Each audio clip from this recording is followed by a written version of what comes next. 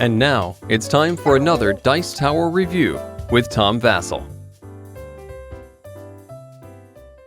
Hey folks, today we're taking a look at another pirate game. Yo-ho! It's from Space Cowboys, who brought us the wonderful Splendor, and it's about trading trading goods, shipping goods from one spot to another, but pirating them also. It has amazing components. Let me show you.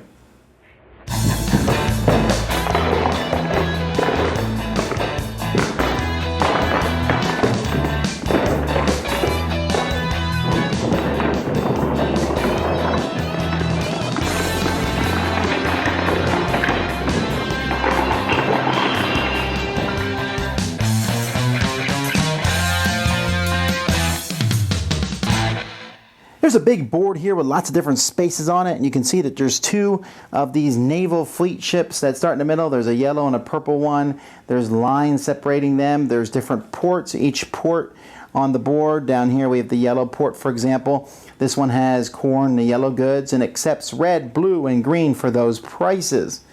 Now, each player is going to have in front of them some cards that they're going to randomly take from decks. These cards form a nice little panorama. And you'll have 1, 5, 1, 8, 1, 11, 1, 14, and 1, 10. Or you can do a 20 there if you want a slightly longer game. The goal of this game is to turn over this card. You need to do that by paying coins with these fantastically overproduced, wonderfully metal coins. So you need to get 10 doubloons to turn over this card. You do that, you win. But before you turn over that 10 card, you have to turn over all these other ones. You need to pay 14, 11, 8, and 5, and you can turn these over in any order you like. At the beginning of the game, you're going to turn over your first card. This card will show you what color you are. Hey, I'm brown. That's exciting. So I get the brown merchant ship, and I know this is a merchant ship because merchant ships can carry 3 cubes in them. And so there's a spot in the ship itself, so you can see that it carries those.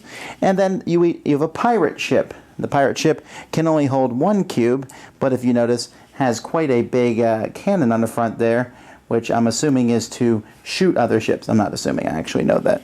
So each merchant ship is going to start on the board in one of the ports that it's coming from. So this one's coming with purple cubes, so it would start there. Your pirate ship starts off the board. Each player is going to get a fortune card. These are cards that let you do all kinds of interesting things on your turn. And you have 2 movement cards, and the game begins. Now, on my turn, I'm going to play a movement card. So let's take a look at this movement card. This has me move the purple merchant ship up to 2 spaces, my pirate up to 4, and my merchant up to 6. This one here has moved the yellow, my pirate, up to 5, and my merchant up to 5, and then I need to discard one of my fortune cards if I still have one. Other cards, you can see they always have you move one of the fleet ships, and then your merchant ship and your pirate ship, and this one lets you draw a card, and some of them let you draw 2 cards, although usually then the numbers for moving the ships will be smaller. Now you can do these things in any order that you want. Now what you're trying to do is you're trying to do different things with your ships. Your merchant ship is pretty simple. You are trying to get that to another port. Once you get to that other port, you will unload all the merchant cubes that you have at that port. So here I would sell all 3 purple cubes for 2 doubloons each, which would give me 6. I then load up with 3 reds, and it's time to turn around and go somewhere else.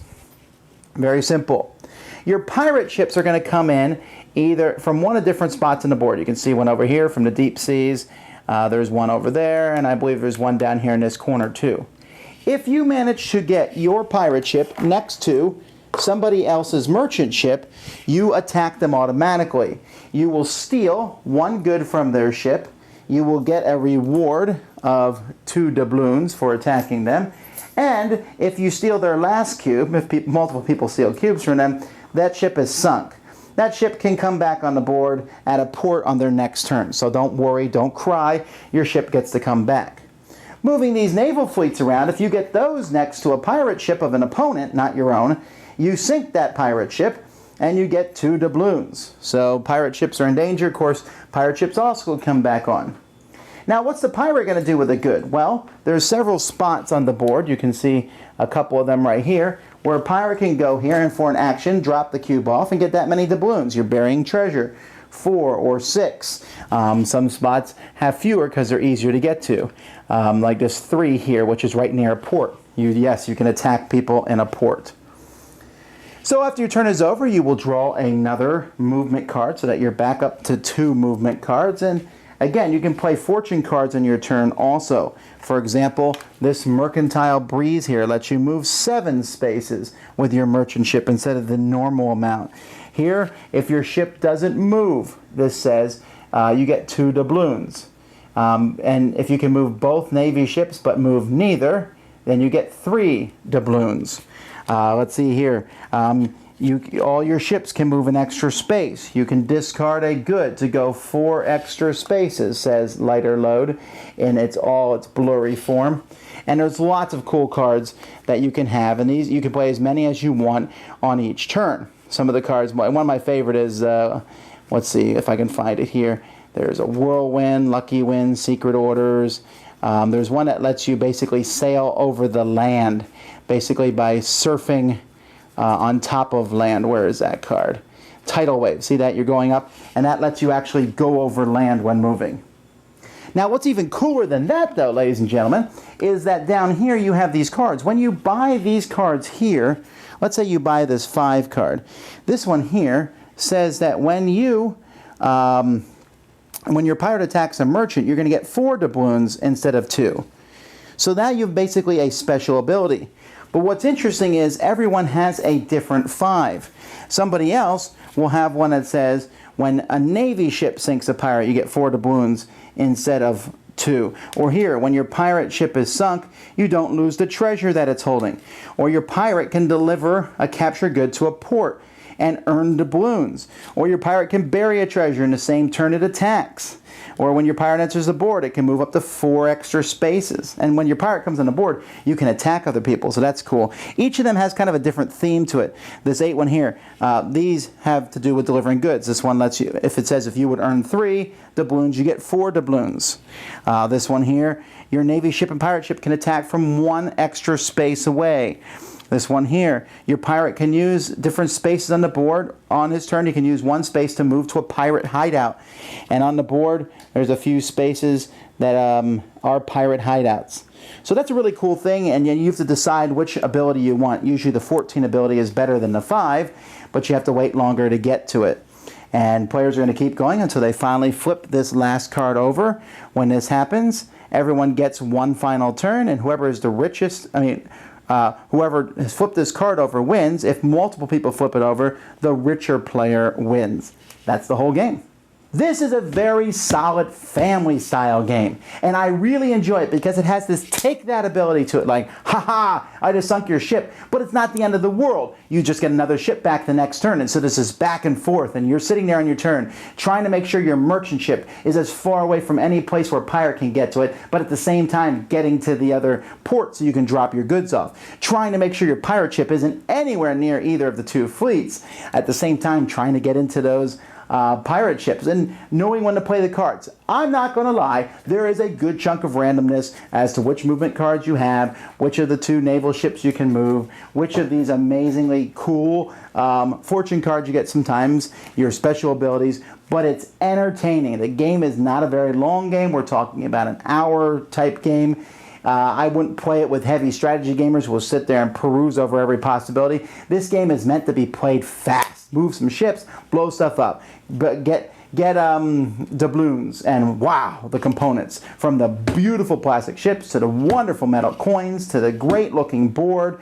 I like this. Sure, in essence, you are picking up goods and delivering them from one port to the other, but the fact that these guys can carry goods, which is reminiscent of Bombay, which had elephants that carried goods, I like this one much better than Bombay because it's not very thinky. Grab cubes, move them, and every game will play a little bit differently, and there's a little bit more depth than your typical family game because you have these cool little special abilities, and you have to know when to flip them over and use them, and basically use them to the best of your ability to win the game. I like it.